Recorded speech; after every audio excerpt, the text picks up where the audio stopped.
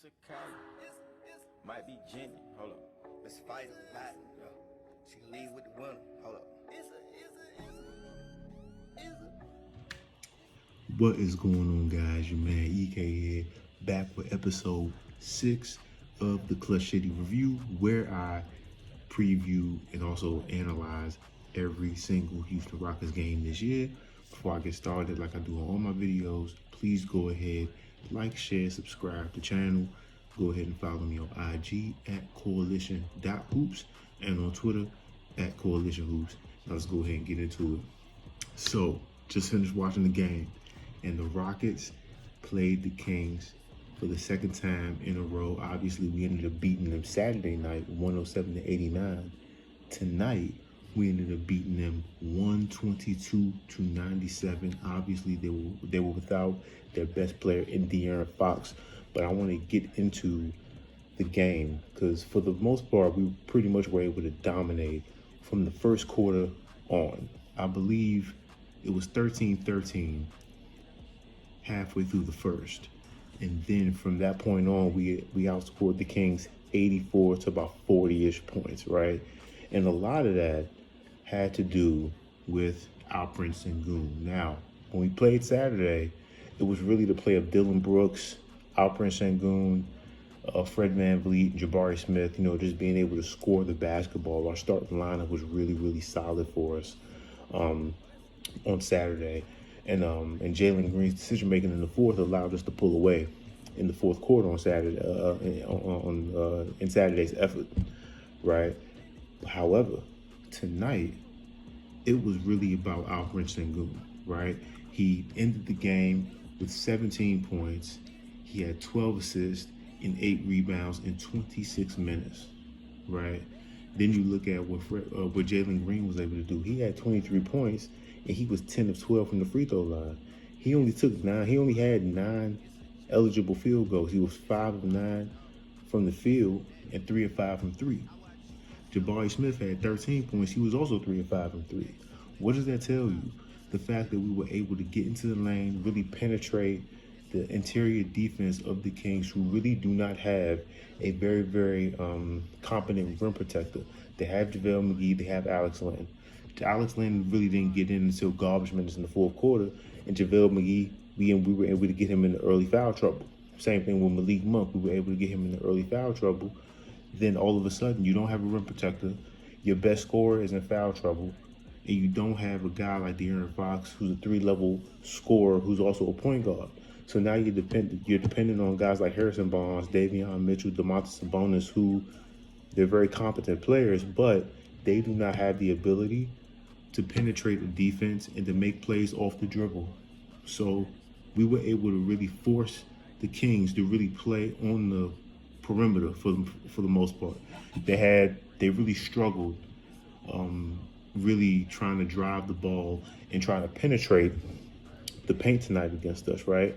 And when you look at our defense, typically we went from a 2-3-2 man scheme for most of the game, and our rotations were absolutely amazing. It was probably some of the best defensive rotations I've seen from everybody. Alperen Sengun, Jabari Smith, Jalen Green, Fred VanVleet, everybody rotated defensively. And we were able to contest each and every shot, and our closeouts were on time and on target, right? And obviously, when you have good on-time closeouts, what that means is that the offensive player won't have the ability to get a step on you. They won't have the ability to maybe get their shoulder past you. They won't have the ability to really attack that drop foot because you're square defensively when you're closing out. So therefore, they're attempting to try to penetrate and get inside on the interior. And what ends up happening is everybody stays home because they're not going to be able to beat their defender. And now they don't have the ability to necessarily score in that fashion. They end up maybe pivoting. They'll try to pump fake, maybe throw it away, turnover, or just a really bad shot, or end of shot clock scenarios. We saw a lot of that tonight, right? Where we were limiting them to one shot in the half court. Either that, we were forcing turnovers in the half court, which led to transition buckets for us. And in addition, we were also forcing them in a lot of late shot clock shots where they had to shoot a lot of perimeter shots. And fortunately for us, their perimeter shots didn't go down at the frequency they needed to go down in order to really dig into the lead, right? Because when you look at what we were able to do from the field, we shot 57.3% from the field, 43 to 75 compared to the Kings shooting 36 to 81. Like I said, a lot of that had to do with the fact that we were really forcing them into a lot of long twos and a lot of threes, and they weren't able to hit on either of them, right? Without De'Aaron Fox being there, that really takes away their connector on offense, the guy that initiates everything for them, the individual who has the ability to really stretch a defense and really make a defense shift and work, right? Which then makes guys like Keegan Murray and Malik Monk so dangerous, right? But when that's not there, everybody can stay home, everybody can be honest, and all of a sudden you have to really play basketball straight up in a way. And at that point, it's just about who has the better players, who has the better athletes, who has the better length. And obviously we have all of that over the Kings without De'Aaron Fox, right? But really what I want to get into is Alperen Sengun, right? Alperen Sengun, obviously he's been our best player. So far this season, he's averaging 18.4 points per game, 8.6 rebounds, and 6 assists on 58% shooting, right? Tonight he had 12 assists, which ties the all-time Rockets single game record for big men with assists in Rockets history, right? He's been absolutely amazing. And what he was able to do, namely in the third quarter, attacking the paint more, attacking the space that he was given when Fred VanVleet would draw two off the high screen in a row, and he would Alperen Sengun would pop to the three-point line, and all of a sudden you have all this space because the Sabonis is in drop, and instead of taking the three, he attacks the space, eats up the space, takes Sabonis one-on-one, and is able to score very easily, right? And also, when the Kings went zone, what does Ime Udoka do? He does what Michael Malone does with Jokic, parks him in the middle of that zone, lets Fred VanVleet say, hey, listen, you're going to run the zone from the nail free throw line extended, and you're either going to draw two and make a play for guys cutting from the wings, or you're going to score, right? And in the third quarter, he was able to really score the majority of his points. In the first half, he had 9 assists and 0 turnovers, right? And he only had 7 points. But in that third, he scored 10 points, and it was all off of actions of trying to break the zone and also taking Sabonis one-on-one, because obviously they didn't want to double him because he's such a great passer, right? So that's really where we were able to really not break the game open, because we were up big at the half anyway, but it was more so us being able to sustain that lead and really put the nail in the coffin, so to speak, to the point where by the time the fourth quarter came, all the starters were sitting. All of them were sitting. And I cannot remember the last time the Rockets had a game where all of the starters sat at the end of the third quarter, right? I believe this is the first time we've been 500 in the past 3 years, 2 or 3 years. I'm going to have to look that up, right? But I say that to say, Alperen Sengun, obviously he's been the best player for us. And when he chooses to score, he can score against mostly anybody, in my opinion. And when he chooses to be a playmaking big, he can do that as well. That's what makes him so dangerous. And also on the defensive end, he's very solid defensively. He's not the type of guy that's going to block a whole bunch of shots and things of that nature, but he stays down on pump fakes. He's very solid. He's very square defensively, right? Which makes for a very, very good, solid post defender. And he keeps his hands up. His verticality is improved a lot, right? So I really, really like that from him. Also, another guy I want to talk about is Jalen Green. Now, obviously, the fan base, they've been maybe getting on Jalen Green a little bit because of, either his unwillingness to be aggressive or maybe his willingness to be too aggressive at times, right? And what we have to understand about Jalen Green is that he is not a point guard. As much as we've wanted him to be a ball-handling guy who could make all these decisions and do all of these things on the court, at the core of who he is a scorer, right? And so with the addition of Fred VanVleet, who, although he didn't necessarily have the greatest stats in the world, he was very, very great in his decision-making, and he was able to get a lot of hockey assists off of the actions with him and Alperen Şengün tonight, right? But speaking on Jalen Green, he was aggressive, right? I've said it in previous videos. Jalen Green is at his best when he's scoring the basketball, when he's being aggressive. This is not last year. This is not his rookie year, right? Where he is the primary ball handler and we're trying to make him into a combo guard. He's not a combo guard. He's a scorer. That's when he's at his best. When he's at his best is attacking the basket. He had 23 points. He had 10 of 12 free throws. 10 of those points came off free throws. He was aggressive. Whenever he gets a smaller guy on him, what did he do? He attacked. He attacked the seams in the defense, right? Because he's so quick and he's so fast. Once you get him, once he's able to get the defender on his hip, at that point it's over because he has the ability to finish over anybody. And also he was able to hit 3 of 5 3-pointers, which is also a plus. Obviously, to me, his strength is being able to get to the basket because he's so athletic. But when he's able to hit those threes, coming off of screens, in transition, in isolation, right, that just makes him more of a scoring threat to the point where now, as a defense, you don't necessarily know how to play him because if you play him in a drop, he's going to eat up that space. And by the time he launches, you're either going to foul him and send him to the free throw line where he can make his free throws, or it's going to be an and one. And then if you play up on him, he has the ability to say, okay, I can go ahead and maybe hit a reverse snatch off the screen, right? Leave you over there, come back around it, and then shoot the three. Or I could just straight up go isolation and maybe create some separation with my dribbling, right? And maybe pull up and hit a three. Or I can just go right past you, draw two, make a good decision. Maybe Jabari's cutting from the wing.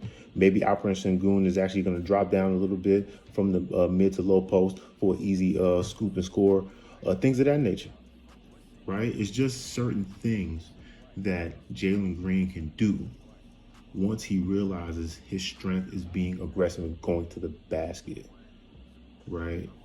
When he goes to the basket, great things happen. And that's what happened tonight.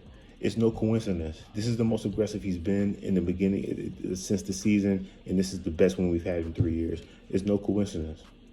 We have Fred VanVleet and Alperen Şengün to run the offense. He needs to score the basketball. And Jabari had another solid game, right? 13 points, 4 rebounds, 5 of 8 from the field, 3 of 5 from 3, right? He is being so much more intentional with what he wants to do offensively. Like I said last video, right? He's not being trepidatious about what he wants to do. 1 to 2 dribble pump fake, 1 to 2 dribble pull up, right? When he's catching with the intention to shoot. Feet square, good elevation, right? Very, very good form on the jump shot, things of that nature, things that he worked on in the summer, right? And all it takes for a young player is sometimes just to get a little bit of confidence and to get a rhythm going. And that's what he's been able to do. And I think he's been really, really, really, really, really good. Since that San Antonio game, he's been awesome, right? And if he can continue to do that, I think we'll be going in the right direction. Dylan Brooks had 9 points tonight, 6 rebounds. He was solid defensively. He didn't really necessarily need to do a lot of scoring tonight just because Alperen Şengün was running the show so well and Jalen Green was being so aggressive. So Dylan Brooks didn't necessarily need to be aggressive offensively for us to really be in the game and for us to really win and pull away, right? But although his perimeter defense has obviously been amazing, and like I said last video, it's been contagious, and I think it's going to continue to be that way, right? But the main thing I want to get to is the bench, right? Because even before we subbed out all the starters to start the fourth, our bench was awesome, right? Our bench, probably the best it's looked so far. Now, obviously, there's some glaring holes. Jock Landale didn't really play that well tonight. I'm still holding out hope for him, but Aaron Holiday was awesome, right? I've watched Aaron Holiday. He's a journeyman. He's like in that Alec Burks sort of category of, you know, he can fit in on any team because he just knows how to score the basketball. He had 13 points tonight, 3 rebounds, 6 of 6 from the field. He did not miss, right? And obviously he can score in a variety of ways. He can get to the basket. He can hit the mid-range. He can hit an open 3. He can get to the free throw line. He can do all of these things. And for a team that's trying to win, especially a young team, you need a veteran who has the ability to just get a bucket in any situation, on any squad, in any environment. And that's what Aaron Holiday brings. He's a steady veteran who knows how to play, right? And then you got Jeff Green with 6 points, 2 of 2 field goal shooting. He's just a solid veteran as well and a champion, right? And then you got guys like Cam Whitmore and Jermaine Samuels Jr. who were able to get in the fourth, and they looked pretty good, right? Obviously, you've got Jayshawn Tate, who I think has been our MVP off the bench, 8 points, 4 rebounds. He was 3 of 5 from the field. Like I said, defensively, forcing turnovers, right?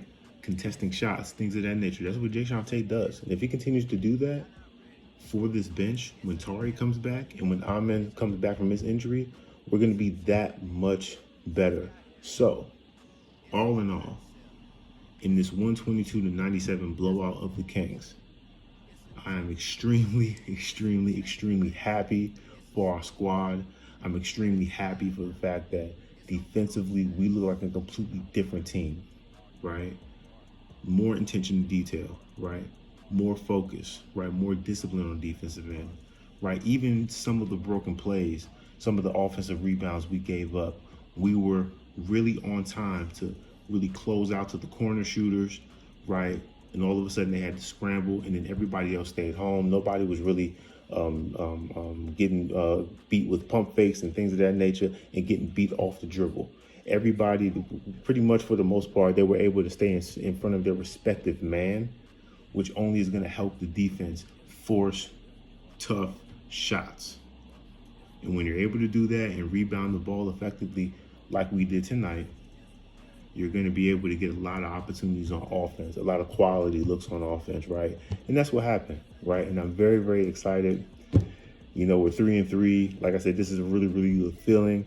We got the Lakers coming in on Wednesday. I think that's a winnable game because, unfortunately for them, Anthony Davis, he got hurt in their game tonight against Miami. So we'll see how that works out over the next 48 hours.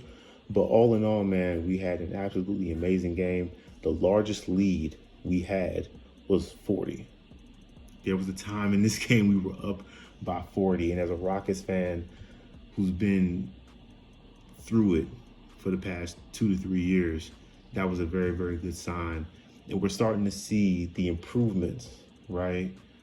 We're starting to see the improvements of Udoka's system really, really permeate and really, really stick with this team. And I'm super excited for what we're going to be able to do against the Lakers on Wednesday and also moving forward, right? Because this is really, really, just really, really good play all around. So with that being said, that's my review of the Rockets 122-97 victory against the Sacramento Kings tonight. Once again, guys, thank you so much for allowing me to talk about the team I love so much. I really do appreciate you guys clicking on this video and patronizing everything or anything I have to say.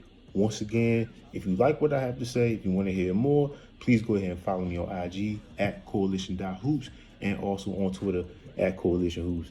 I'll see y'all later. Take it easy.